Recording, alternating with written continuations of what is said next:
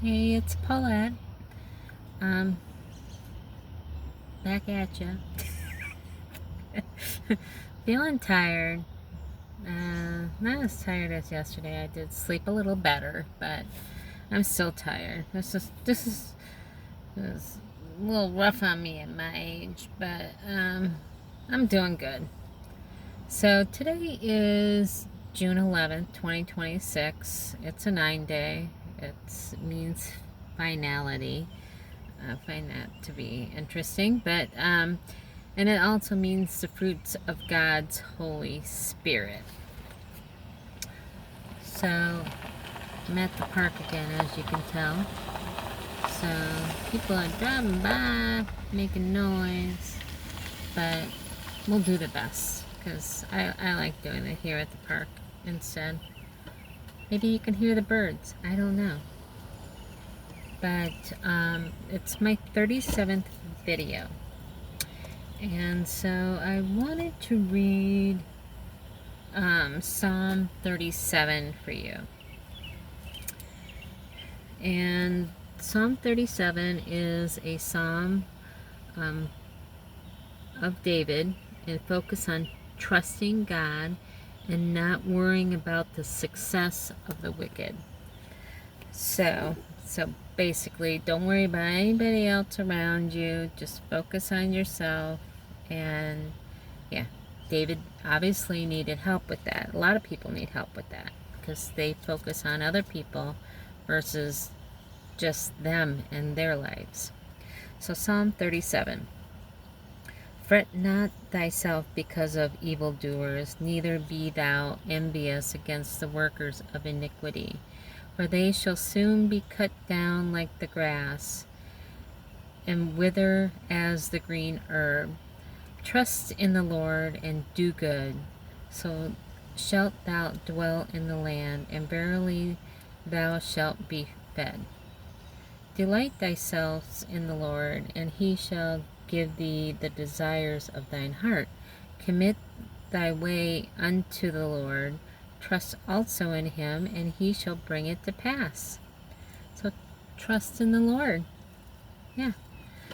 And he shall bring forth thy righteousness as the light, and thy judgment as the noonday. Rest in the Lord, and wait patiently for him. Fret not thyself because of him who prospereth in his way, because of the man who bringeth wicked devices to pass. Cease from anger and forsake wrath. Fret not thyself in any wise to do evil, for evildoers shall be cut off, but those that wait upon the Lord, they shall inherit the earth. For yet a little while the wicked shall not be, yea, thou shalt diligently consider his place, and it shall not be. But the meek shall inherit the earth, and shall delight themselves in the abundance of peace. The wicked plotteth against the just, and gnasheth upon him with his teeth. The Lord shall laugh at him, for he seeth that his day is coming. The wicked have drawn out the sword, and have bent their bow, to cast down the poor and needy, and to slay such as be of upright conversation. Their sword shall enter into their own heart, and their bows shall be broken. Bows. Bows should be broken. A little that is righteous man hath is better than the riches of many wicked. For the arms of the wicked shall be broken, but the Lord upholdeth the righteous. The Lord knoweth the days of the upright, and their inheritance shall be forever. They shall not be ashamed in the evil time, in the days of famine that shall be satisfied. But the wicked shall perish, and the enemies of the Lord shall be at the fat of lambs. They shall consume into smoke, shall they consume away. The wicked borroweth and payeth not again, but the righteous sheweth mercy and giveth. For such as be blessed of him shall inherit the earth, and they shall be cursed of him shall be cut off. The steps of the steps of good man are ordered by the Lord, and he delighteth in his way. Though he fall, he shall not be utterly cast down, for the Lord upholdeth him with his hand. I have been young and now am old, yet I am not seen the righteous forsaken, nor his seed begging bread.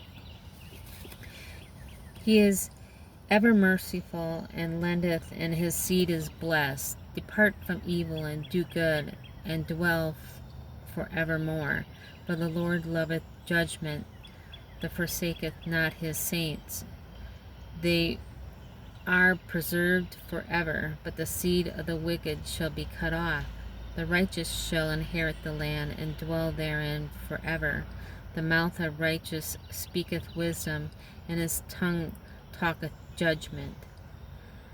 The law of his God is in his heart, none of his steps shall slide. The wicked watcheth the righteous, and seeketh to slay. The Lord will not leave him in his hand, nor condemn him when he is judged. Wait on the Lord, and keep his way, and he shall exalt thee to inherit the land. When the wicked are cut off, thou shalt see him. I have seen the wicked in great power, the spreading himself like a green bay tree. Yet he passed away, and though he was not, ye I thought sought him, but he could not be found. Mark the perfect man, and behold the upright, for the end of that man is peace. But the transgressors shall be destroyed together, the end of the wicked shall be cut off. But the salvation of the righteous is the Lord. He is their strength in the time of trouble. And the Lord shall help them and deliver them. He shall deliver them from the wicked and save them, because they trust in him. And that's the end of that song. So thank you for listening to that. So Genesis 37 was when Jacob gave his son Joseph a coat of many colors. I'm going to be 100% honest with you. I don't know too much about it. Seems like it would be something I want to investigate. Yeah, it's like reading a story into someone's life, type thing. But apparently, Joseph was favored by Jacob. And I don't know how many sons Jacob had, to be honest with you. Like I said, I really need to deep dive into that, but I'm just doing the number 37. So he gave him a coat of many colors, which actually symbolized that he was favoritized by his father, which I don't know why a parent would do that and kind of mark his child like that. Yeah, but that's what he did. So his brothers got jealous. So yeah, so his brothers got jealous of him by his father giving, which is not Joseph's problem. See, I'm gonna getting off target here, but so yeah, so his brothers were jealous, and they actually sold him off into slavery. They put him in a pit. They basically tormented this Joseph, just because of his father. You would think I don't know. Getting off topic, but so they targeted Joseph and they really wanted to kill him, but the older brother said, no, we're not going to do that. So then they decided to throw him in a pit, and they sold him off into slavery. And so he ended up in Egypt. And while he was in Egypt, Joseph actually interpreted dreams. So Pharaoh had wanted a dream interpreted, and he found out that Joseph was able to interpret dreams. And so, yeah, so he actually got out of being imprisoned in Egypt, and then eventually became the ultimate ruler to power over Egypt. So I found that fascinating. And then we have Ezekiel 37. He was a prophet, and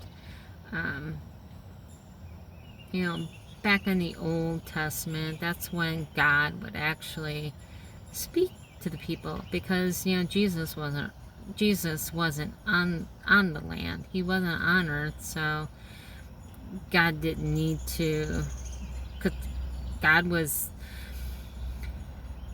in the Old Testament. God was the one that was communicating with the people. So yeah, so Ezekiel was a prophet, and Ezekiel was taken to a valley of dry bones, and God commanded him to prophesy over the bones. And so there's a big thing into that, but what I wanted to say, because it's something that, you know, I would love you to get into, is to read about the Ezekiel 37 prophecy, where he actually called the bones up. He commanded them to basically come together by the power of God, because you don't do it by your works, you do it by God's work. You know, even though he's utilizing you as a person to bring things about by your faith in him. So yeah, so he covered it with flesh, and they came to life. And I guess I was reading about it a little bit before I did this, but they went to Israel, I guess, to have their own land and live a life, which I find that fascinating. That I don't know how many bones there were, how many people, but yeah. But I'm gonna keep this shorter, and I appreciate you taking the time to listen, and hopefully it fascinates you enough to read more if you don't know more. And if you know more than I do, I would love to get to your level of knowledge. So I hope you all have a great day, and I love you all. Bye.